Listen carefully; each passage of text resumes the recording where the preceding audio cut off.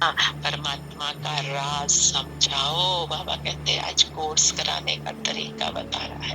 बाप का कितना प्यार है हमारे से भी और आने वाले बच्चों से भी, विधियां बताता है। फिर समझाओ कि वो कल्प के संगम पर आते हैं पावन बनाने, ये काम उनका है, उनको समझाओ। श्री कृष्ण का काम नहीं है। वो तो समझते ना, श्री कृष्ण, श्री कृष्ण तो खुद 84 जन्म ले नीचे उतरता है। श्री कृष्ण के तो अपने बच्चे हैं, पत्नी है, सब कुछ है। सूर्यवंशी सब नीचे उतरते। आधा ताजा आधा पुराना थोड़े होगा। जड़ जड़ी भूत अवस्था सबकी होती है। कल्प की आयु का भी पता नहीं है। अब वो भी बताओ। बाबा कहते 5000 साल, ये बाबा ही बताते हैं, इसमें और प्रश्न उठ ना सके। रचता बाप सच बोलते हैं, सच बोलते हैं। हम इतने बीके हैं, सब मानते हैं, तो जरूर है तभी तो मानते हैं। आगे चल जब निश्चय होगा तो समझ में भी आ जाएगा। पहले पहले ये समझाओ, परमात्मा निराकार दूर देश से आए हैं, परंतु फिर ये समझाओ किसके शरीर में आए हैं। सूक्ष्म वतन में आकर क्या करेंगे, जरूर यहाँ आना पड़ेगा। आज बाबा हम सबको कोर्स करा रहा है, विधि बता रहा है कैसे कराने हैं। ये मुरली नोट कर ले। प्रजापिता ब्रह्मा भी यहाँ चाहिए। ब्रह्मा कौन है ये भी बाबा बैठकर समझाते हैं। जिसमें प्रवेश किया वो भी अपने जन्मों को नहीं जानता था और बच्चे भी नहीं जानते थे, कुछ नहीं जानते थे। इसलिए बाबा कहते ये बन गया नारायण तत्व, फिर तुम भी बन गए। भगवान की नजर पत्थर पे पड़ गई और पारस बना रहा है। कितना भाग्य। बच्चे भी तब बनते जब मैं एडॉप्ट करता हूँ। मैं इन सहित बच्चों को समझाता हूँ, ब्रह्मा सहित, कि क्या तुम अपने जन्मों को भूल गए हो। बच्चे भी तब बनते जब मैं अडॉप्ट करता हूँ। मैं इन सहित बच्चों को समझाता हूँ। अभी सृष्टि का चक्र पूरा होता है, घर चलने का टाइम है। बाबा उस टाइम आता है जब घर ले जाने का टाइम है, इसलिए युगे युगे नहीं आता है। फिर चक्र रिपीट होगा। मैं पावन बनाने के लिए राजयोग सिखाने आया हूँ। एक एक बात की समझाने दे रहा है। पावन बनने का कोई और रास्ता नहीं है। ये राज मनुष्य जानते अगर तो गंगा स्नान मेले पर नहीं जाते। द्वापर से लेकर करते आए, समझते हैं गंगा में डुबकी मारने से पाप नाश होते हैं। पाप तो आत्मा पे है ना, परंतु कोई के पाप नाश नहीं होते। पहले पहले उनको आत्मा परमात्मा का राज बताओ। आत्मा ही परमात्मा बाप को पुकारती है। वो निराकार, आत्मा भी निराकार इन ऑर्गन्स द्वारा पुकारती है। भक्ति के बाद भगवान को आना है, ये भी ड्रामा में पार्ट है। चक्र पूरा हुआ, भक्ति के बाद चक्र पूरा होने का समय हुआ, बाबा आता है। इसलिए द्वापर से आता नहीं है, भक्ति कर रहे थे। चक्र पूरा होने के टाइम, चक्र कलयुग एंड की भी एंड अभी तब आता है। बाबा कहते हैं उनको बताओ, समझाओ उनको कि आप देख रहे हो दुनिया में क्या चल रहा है, कलयुग क्या है। अभी कलयुग घोर अंधेरा वाला कलयुग है। कलयुग जब शुरू हुआ था तो ऐसा वाला नहीं था, अच्छा था।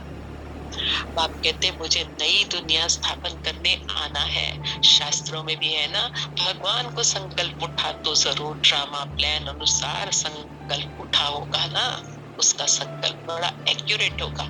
किस टाइम जानना है, आगे इन बातों को थोड़े ही समझते थे।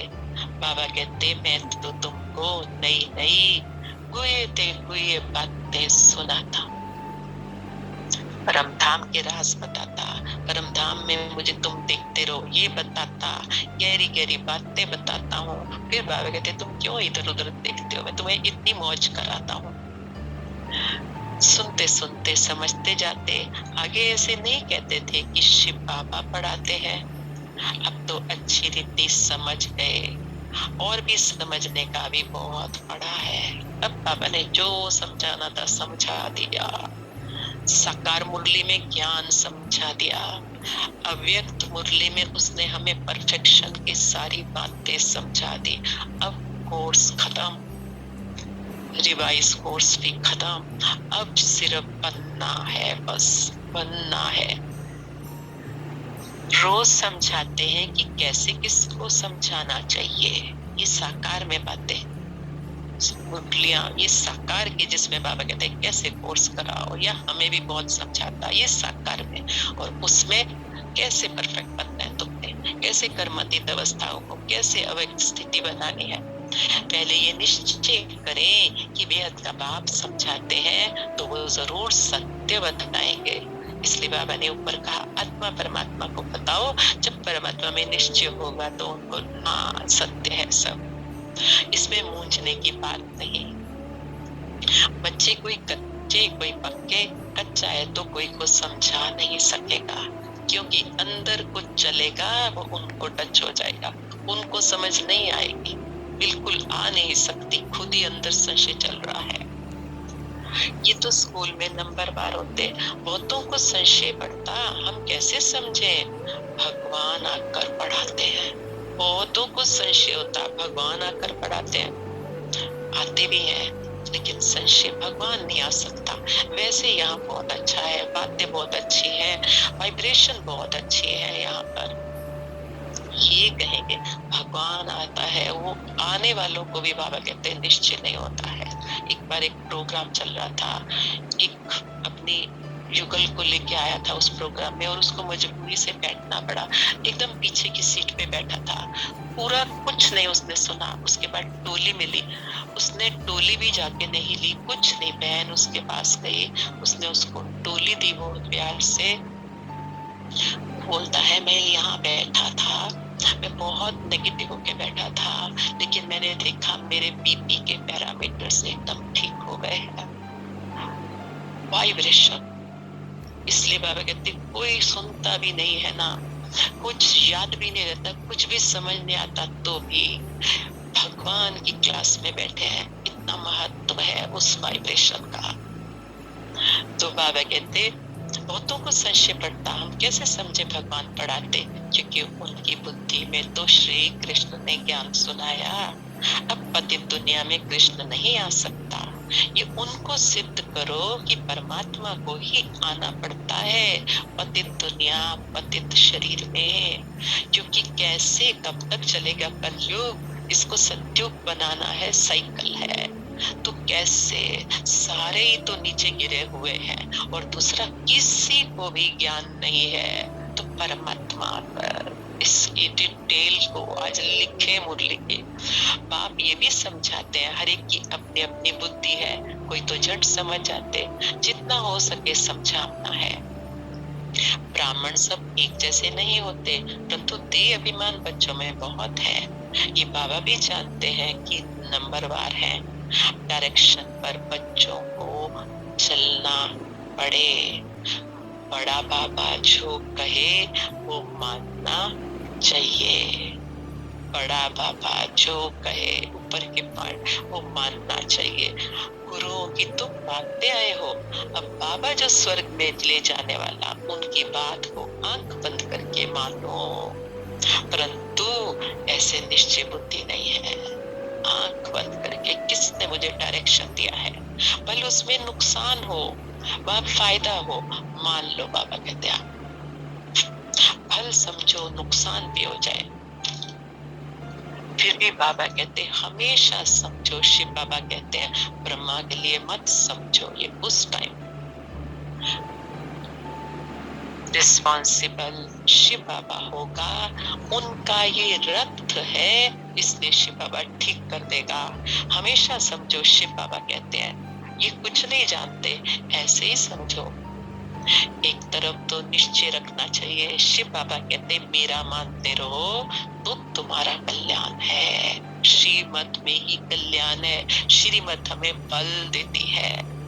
ये ब्रह्मा भी अगर कुछ कहते हैं उसका रिस्पॉन्सिबल मैं हूँ, मैं ठीक कर दूंगा, आपकी बात को करो। कुछ बात भी हो गई ऐसे तो बच्चे फिक्र ना करो। शिव बाबा को याद करने से अवस्था और ही पक्की हो जाएगी। अवस्था पक्की करनी है, इसलिए शिव बाबा निश्चय में विक्रम भी विनाश होंगे, बल भी मिलेगा निश्चय में।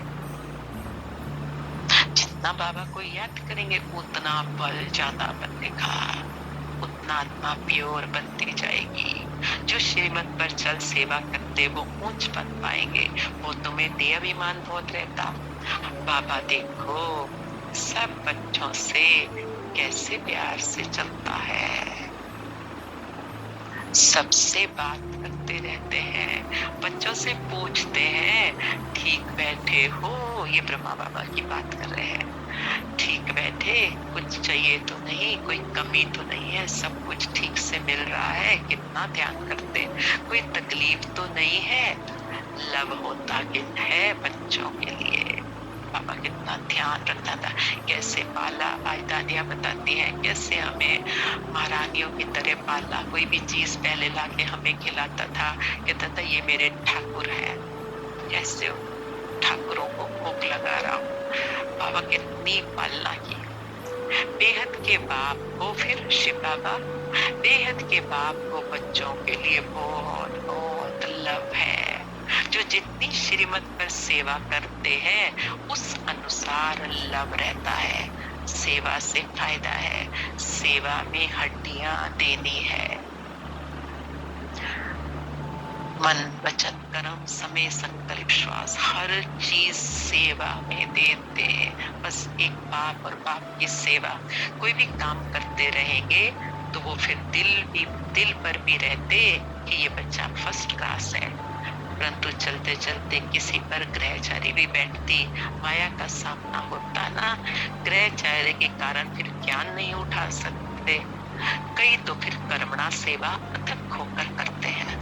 सिर्फ कर्मणा सेवा भी कोई करता है, लेकिन दिल से प्यार से किसकी सेवा कर रहा हूँ मैं? बाबा की सेवा कर रहा हूँ मैं। तुम्हारा काम है सबको सुख धाम का मालिक बनाना, किसको दुख नहीं देना। ज्ञान नहीं है तो फिर बहुत दुख देते हैं। कितना भी समझाओ तो समझते नहीं। पहले समझानी देनी है आत्मा की और परमात्मा की। कैसे 84 जन्मों का पाठ बजाती है, जो अविनाशी पाठ है, कभी बदलता नहीं। ड्रामा में नूंदा हुआ है, ड्रामा में पाठ बनाने का टाइम कभी बदलता नहीं। ये निश्चय वाला कभी हिलेगा नहीं। निश्चय में बल बहुत हिल जाते। पिछाड़ी में जब बम्बोर को आग लगेगी तब अचल बच जाएंगे। अभी तो बहुत युक्ति से समझाना है। अच्छे बच्चे सेवा पर रहते, दिल पर चढ़े रहते, बहुत दिखे जाते हैं, बहुत मेहनत करते हैं। उनको सेवा का बहुत शौक रहता। जिनमें जो गुण है वो बाबा वर्णन करते रहते हैं। आज बाबा के दिल में कुछ जड़े हुए होंगे दादियाँ, तो बाबा वर्णन कर रहे हैं। बाबा कहते हैं उनको सेवा का शौक। जिनमें जो गुण है वो बाबा वर्णन करते हैं। अच्छा, मीठे मीठे सीख लदे बच्चों प्रति माता पिता बाप दादा का याद प्यार और मॉर्निंग। रूहानी बाप की रूहानी बच्चों को नमस्ते। रूहानी बच्चों की रूहानी बाप दादा को याद प्यार गुड मॉर्निंग और नमस्ते और कितना शुक्रिया करें। अंधेरे से सोजरे में लाया, पत्थर से पारस बना रहा है, पूरे साइकिल का भाग्य बना रहा है। शुक्रिया शब्द क्या, शुक्रिया बोलने से क्या होगा? फिर बाबा कहते हैं मेरे जैसे बनो ना। शुक्रिया भी करने से क्या, बनना है बस।